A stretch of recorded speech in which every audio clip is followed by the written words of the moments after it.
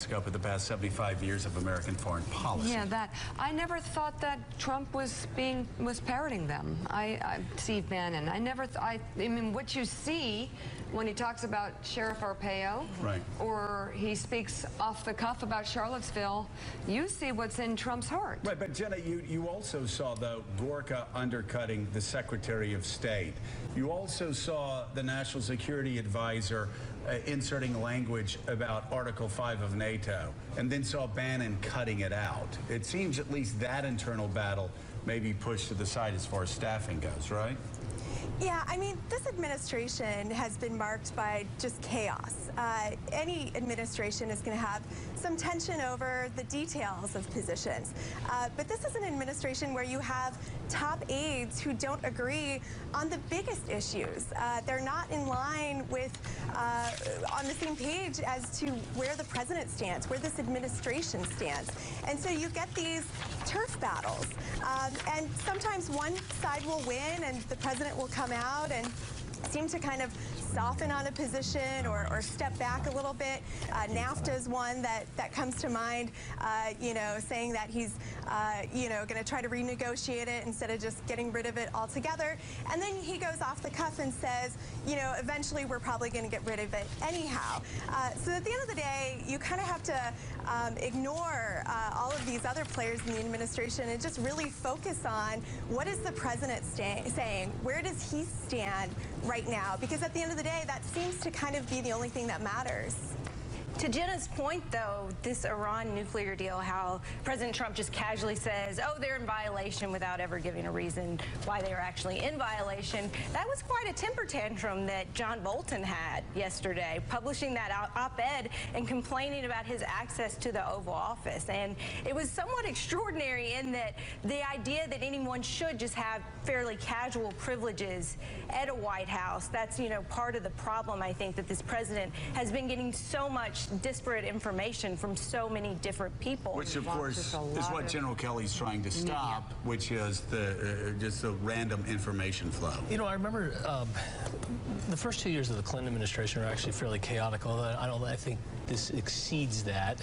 But he had trouble getting his footing. He got his footing after another type of catastrophe, which was Oklahoma City. Right. And he sort of regained his presidency there and eventually earned his re-election.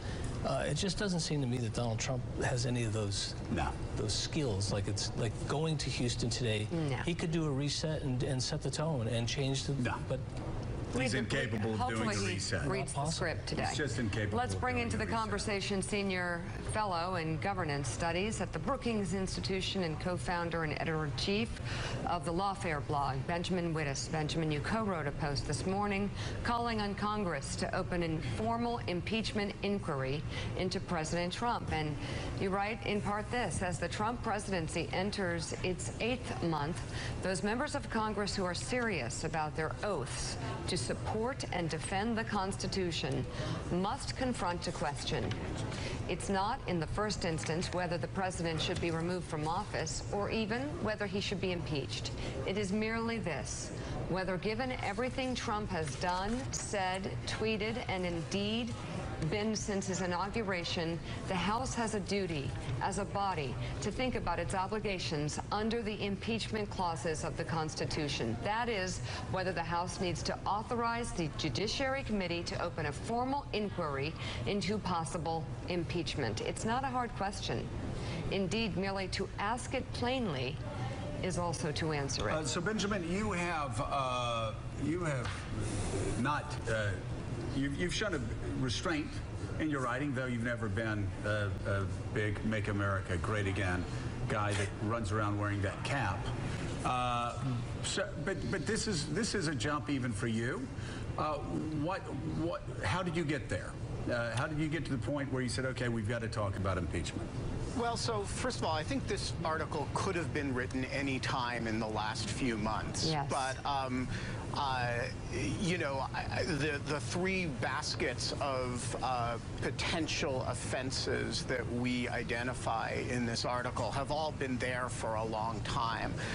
That said, for me, what really kind of pushed it over the edge to where I thought the answer to the question, should there be an impeachment inquiry, is there a real real question about the president's fitness was was Charlottesville. And, you know, I wouldn't say that that was, you know, that's in and of itself an impeachable offense. But as I thought about kind of what would a member of Congress who took his or her oath seriously do, I did think that this piece was worth writing more obviously correct today than it was a month or a month and a half ago.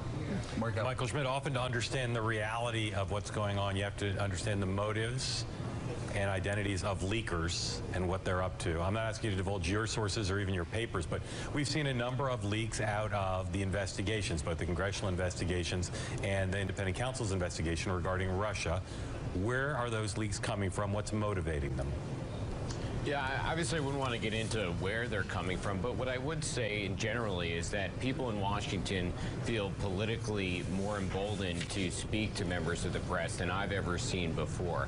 I think that folks either in the administration or connected to what's going on in these investigations are concerned by some of the president's behavior and believe that it needs to come to light and are more willing to take the risk to talk to us than they would be normally. Why? What's in it for them to leak incremental details about what Mueller's looking at, what the congressional investigators are looking at?